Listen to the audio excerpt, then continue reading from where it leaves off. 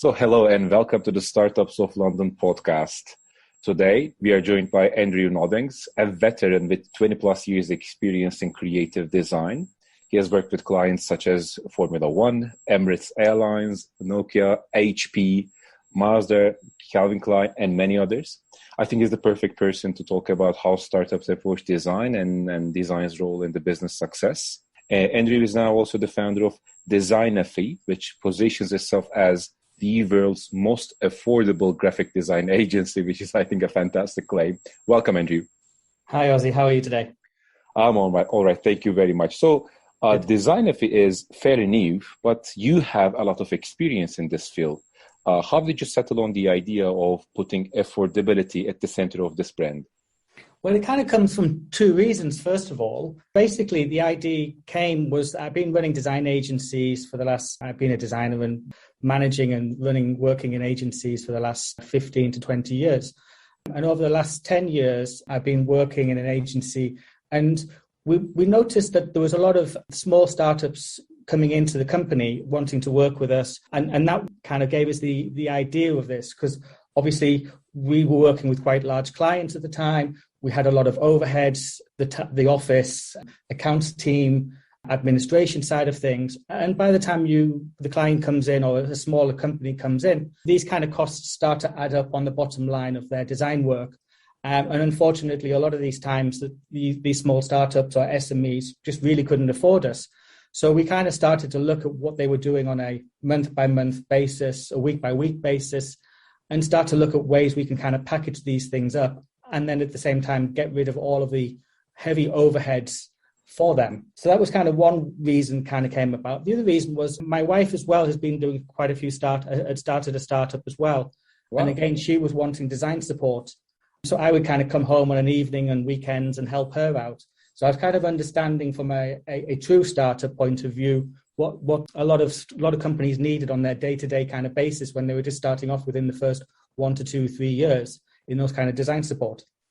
This seems to be a common theme, and almost all of these good startup ideas or business models, rather, they're very much aligned with a real problem or real use case. There's a model I like, perhaps you've heard of it, jobs to be done framework, that looks from the point of view of the customer and really analyzes what they are really trying to get done. And in this case, your wife's example is very interesting. Can you go into a bit detail on that in terms of what the business was, why was design important for that business, and which areas of design have you focused on and helped improving that business? Yeah, so she was working in fashion e-commerce, and really she had the idea a few years ago, and it was something that we kind of been building on the side.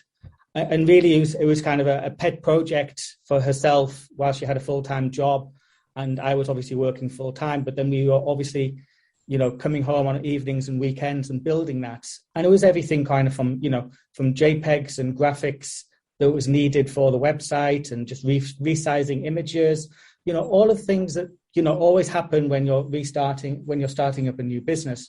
So it was really, that was kind of, what we were doing on an evening and weekends. And I had lots of different small projects to do. Nothing of them were kind of super creative or anything like that. It was all about sort of making the business look credible and professional. And that's really what we were doing on an evening and weekends, is just creating the look and feel of the business so that it looked credible and respectable on that side of things. And obviously looking at fashion trends and looking at, what people were doing in that fashion area, and just trying to, peg ourselves into that kind of space, so that we looked, on par with them. So what were your reasons for setting up your own startup? Because I think that you had other options. You could continue working in a larger organization, perhaps work with enterprise clients, or work in different ways as a freelancer, but you've decided to go into the route of building a startup, building your own brand. So what were the reasons behind those? Yeah, interesting. So it was really a process of, having a lot of clients starting to come to us and asking for, design support. And I obviously saw there was an opportunity there, because I was seeing it happen on a monthly basis, people coming to us. And if when we turned them away to say that our costs were too expensive, or they'd seen our design costs, they were too expensive, then 2 or 3 months later they'd come back and say, oh, we've worked with freelancers, but they're unreliable, they're off and on. Sometimes worked with small design agencies, but the design quality wasn't there. So I knew there was a capability of being able to support SMEs and give them high quality graphic design. And there's no reason why it shouldn't happen. You just have to, we just need to look at what we're good at, what the clients are looking for, and then try and package what they were looking for into a nice, tidy package. And I think, that really was the driving point for Designaphy. And that's where we're we're kind of positioning ourselves now as we go along. I see. You mentioned the word SMEs, and I'd like to go and go into a bit more detail about this. Do you segment your customers in terms of startups, tech businesses, high growth businesses, SMEs? Because they tend to have different needs. They tend to be different mindsets almost in terms of how they run their business. So is there a segmentation, or is there a difference in your approach to these different types of clients? I think it's just, there is slightly, you do see it. We don't segment it in our business when we're attracting them or marketing to them. But we do see it when they're coming to us and the requirements they're asking for. So with regards to startups, they sometimes have nothing at all, and they're needing some design, they're needing everything from kind of creating the brand, creating a logo. We then try and work with them to create a bit of a visual guideline for them. And then it's really then supporting them on their graphic design needs through their startup phase. So, they're building their websites, they're building print collateral, they're building a bit of social media collateral. And so everything is kind of, starting off fresh, and they're changing their core messages all the time. And that's what we kind of work with a lot of the smaller startups on. When we get into more of the medium-sized businesses, 50 people, 100 people to 200 people, obviously there's a core focus already kind of built into their business. They've gone through developing and building the brand over a couple of years already. So I'm at, that we're working with them at that point in kind of just maintaining the brand and, supporting them in all their design needs on a week by week design basis. So I think that the needs are slightly different, and what we give them is slightly different. I think that's really the kind of core focus of how Designaphy kind of, can fit in with some of these companies. I see. And you have a lot of experience, obviously, having worked with very big clients. In your experience, in your observation, how do startups approach design compared to, for example, large enterprises? Is there a difference? Yeah, definitely. I think startups, with startups, they come with a perception of who their marketplace is and who their customer is. And I think over the first 6 months to 1 year, that perception kind of will change and does change quite rapidly and moves around. So from a design perspective, it's always changing. We're changing the message. We're sometimes changing the focus of the imagery style or the photography style, just as the company kind of pivots and changes to understand really who their core focus is of their market is. Whereas with the more established businesses, it is the business has been fixed. It's understanding who their core customer is. And then it's just really, it's just maintaining their graphic design capabilities to them. So it's a matter of just kind of, we do have their guidelines. We know how to support them. And it's a matter of turning around the amount of work that they need to support their marketing teams, because some of them do have large marketing teams. So we are kind of there to kind of just support them in what their needs are. Their very core focus is understanding their marketplace and their customers. So we're there just to support them on that role. In my experience as a founder of a few startups, design has been an integral part of the businesses. But the challenge, and this is something I've observed working with other businesses as well, in some cases pitching the services of startups of London, which can be considered under marketing or PR in some cases to some startups. There's always this tension between those items which can immediately provide a visual ROI in terms of analytical marketing, sometimes being a very data-driven and quantitative, very measured type of a business in terms of how you justify the spending to investors, etc. And there are these other areas which seem to have, in my experience at least, a very overall and almost a spread out effect in terms of how they affect the business. And I think in some cases, design can be considered one of these. Design can really elevate the business, really elevate the brand, position it in a stronger way, establish the right kind of tone, sometimes emotions, credibility, and like you know what I'm talking about. But it is quite difficult sometimes to put that into numbers and to justify that spending. This is the tension I've observed working with and talking with a lot of startups, and in my case as well. Have you observed such a tension almost between the ROI-driven, analytically focused actions on marketing spend versus design, and how do startups handle this in your experience? Yeah, it's just an ongoing challenge. You know, you see it across the board from small companies all the way up to through larger organizations, and it's an ongoing. It's something that I've seen many times and in different various formats. And again, it's going through through what we've been going through over the last couple of years through COVID. It's one of those areas as well that, you know, as soon as COVID hit, the easiest thing to cut off is the marketing spend. And that's something that we saw quite heavily through that period of time. And it's starting to come back, but it's one of those areas that I think, you know, it's intangible.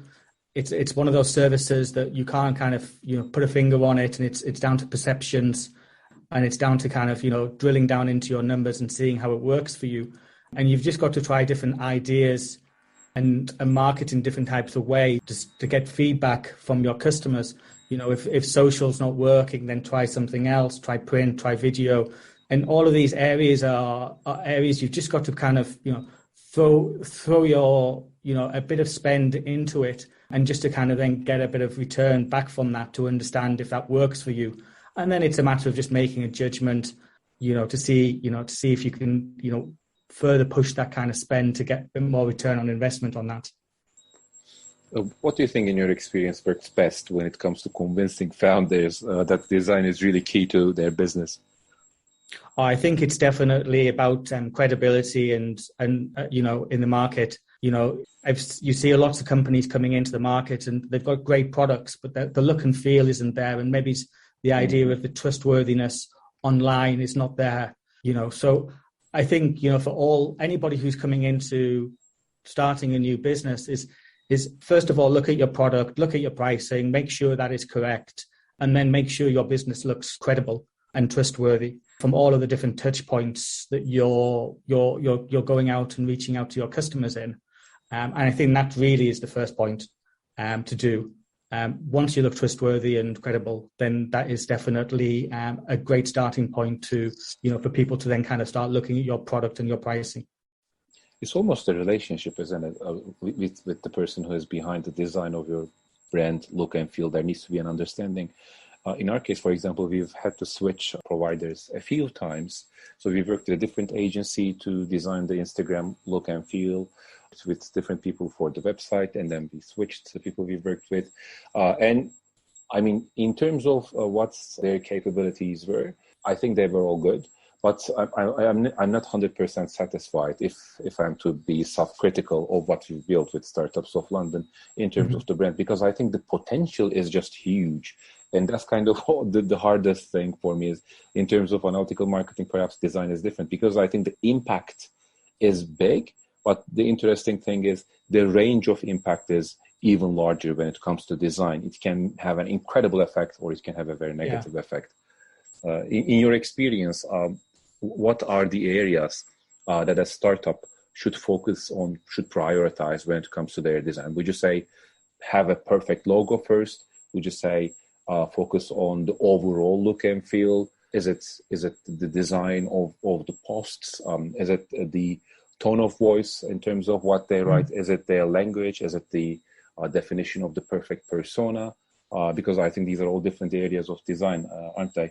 So what would you say is a list of priorities a fledgling startup or a founder should focus with a design perspective? Sure, yeah. It's a quite loaded question. Sorry, it is. But I'm curious. It's a long one, and many people have probably different ideas and opinions in it.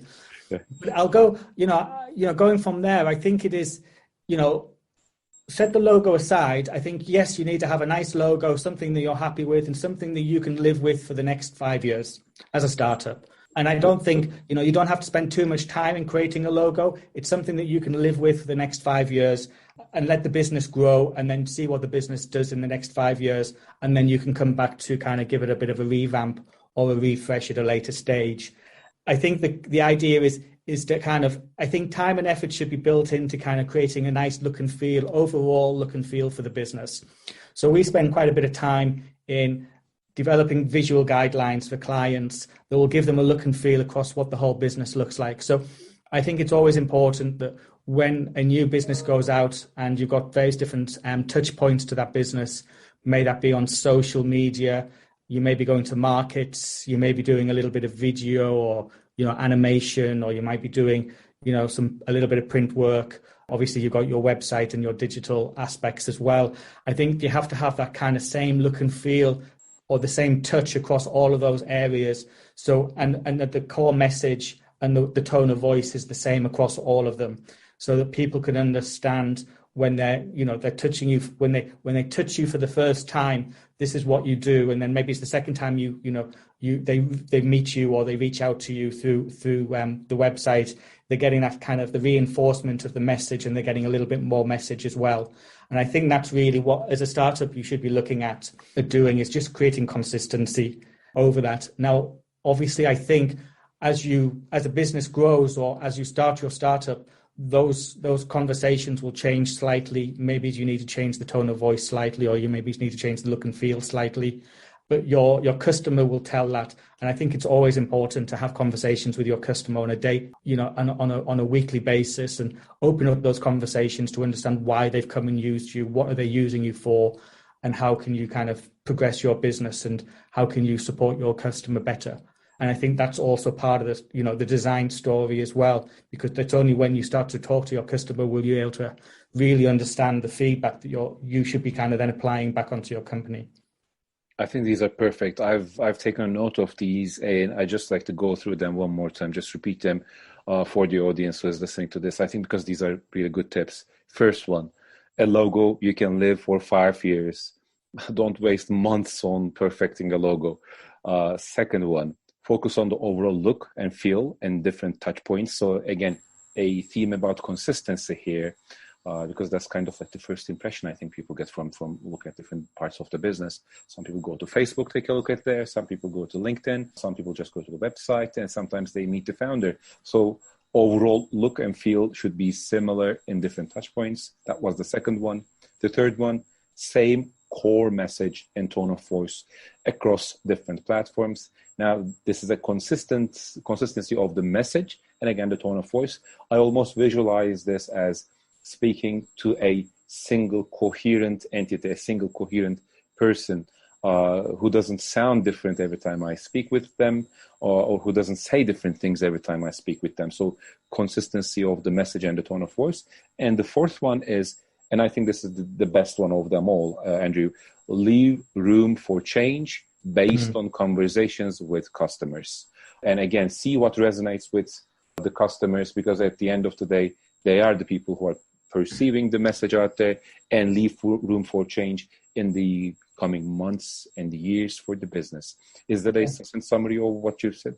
Yeah, 100%. And just to reiterate on that last point, it is, you will have, in the course of the first 5 to 10 years, you will pivot many times as a business. There may be big pivots or small pivots, but you will kind of be pivoting all the time, constantly changing and tweaking the business, and having that kind of capability to move the brand, slightly to the left or slightly to the right is so important, to be able to do it quickly and efficiently. And I think that's really the kind of, what you should do as a startup. That's perfect. I mean, I've had tons of fun having this chat with you.